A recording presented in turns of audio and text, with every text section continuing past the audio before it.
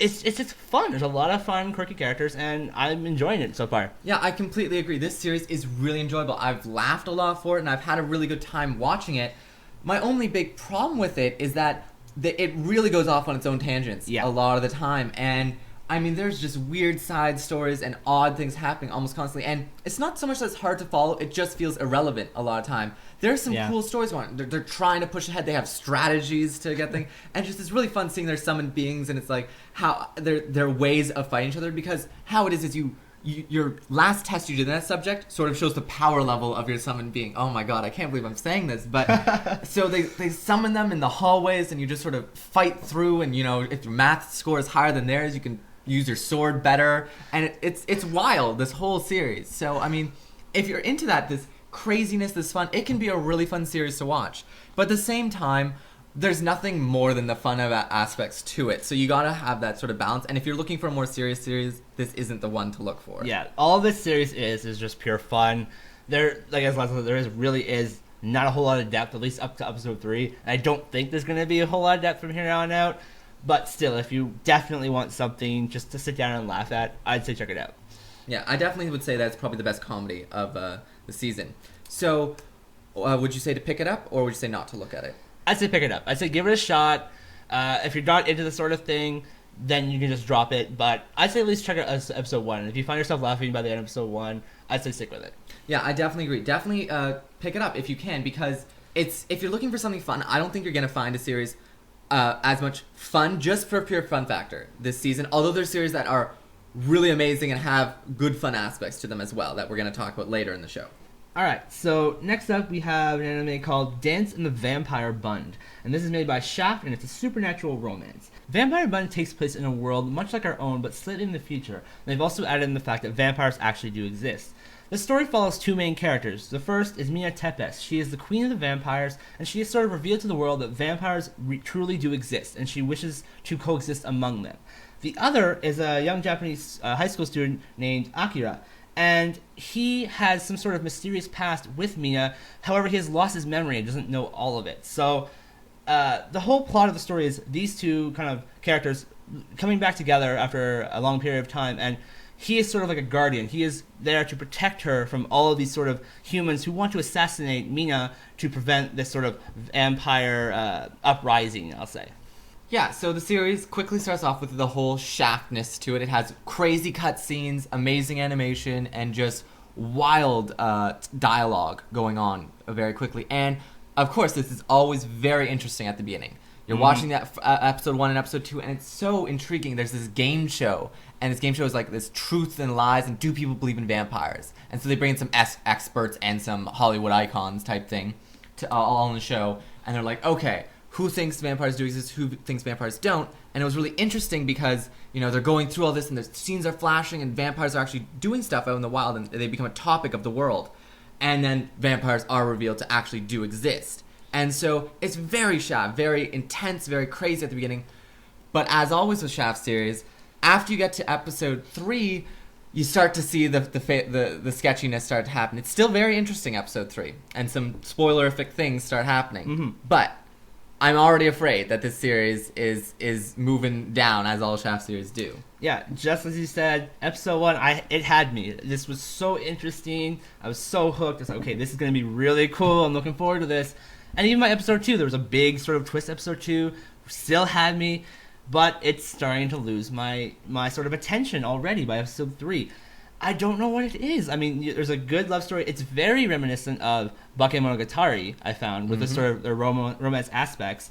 But just like with Bakemonogatari, it sort of lost my interest about halfway through as well. And this is doing the same thing, even earlier. So I can't quite put my finger on what it is that is killing me about this series, because I want to love this series. I love the aspects. I love the way it's going. It's not executing it very well. I don't understand. Yeah, Shaft almost reminds me of those, you know, those crazy opening credits you see in movies where they have these really cool, fancy things going on with the opening credits, and you're seeing all these weird scenes and seeing cool things before the movie even starts, right? Mm-hmm. They do that aspect really well, and then the movie starts, and their content is just like, huh?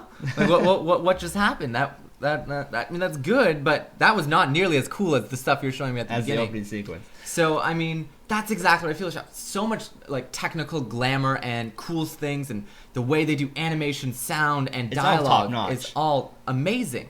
And then the story just feels like there's something missing there.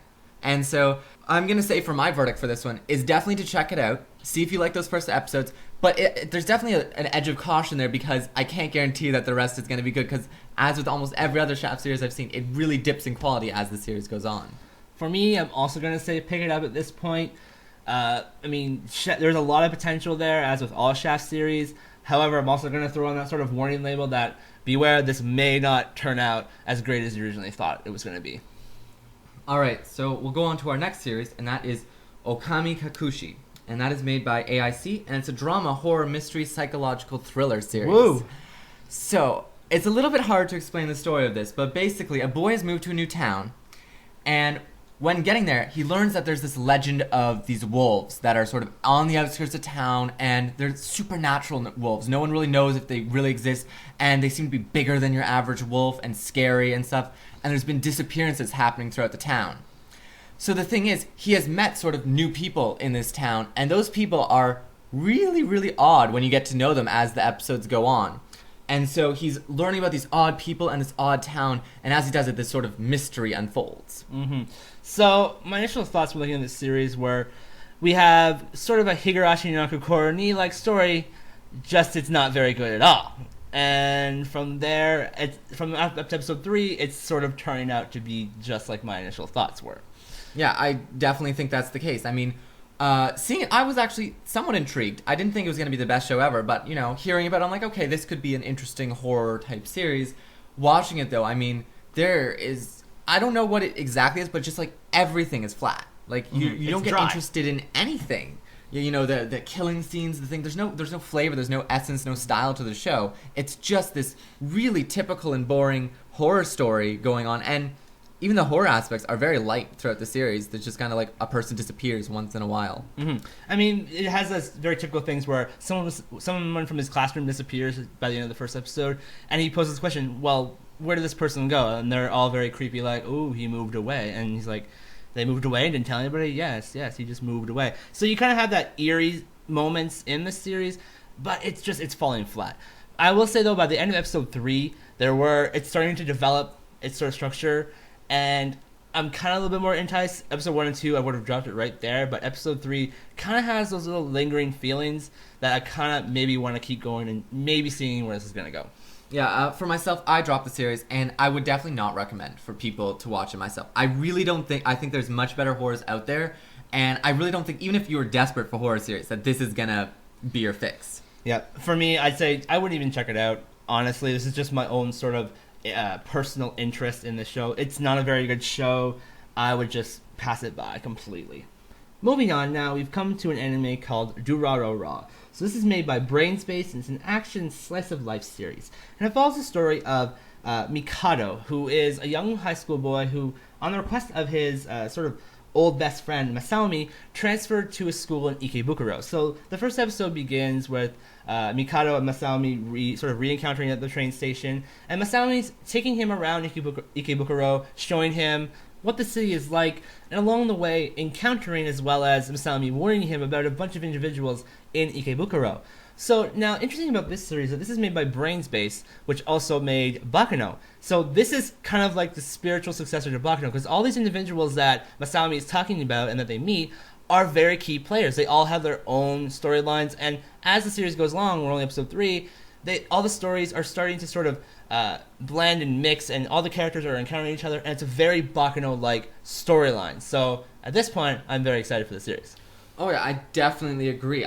Watching the series, I mean, the first episode I got really interested. That was sort of what it did, and you see every single character and all these different ideas coming in, and then second episode rolled around. And I mean, second episode, I mean, just not even lying at all, it blew me away. I mean, this was crying for the sake of joy moment here. I just was blown away with how interesting the series managed to be. Now for myself, Bakano was an interesting series, but it didn't have that sort of underpinning of philosophical ideas and interesting aspects to it. Durarara has proven, easily with episode 2 that it's definitely going to go that path and have both the amazing style and a good philosophical underpinning, which is exactly what I need to have a really great anime. Yeah, right now I am just in glee over this series. As you guys, we just put our Baka review recently. If you guys know, I gave it the big 5-star.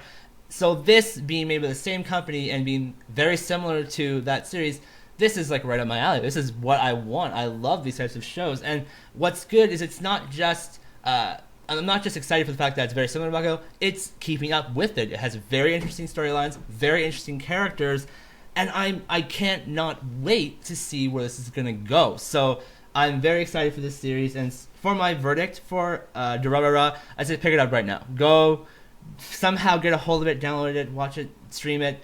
This show is going to be really, really great, and I definitely say it's probably going to be one of the best this season.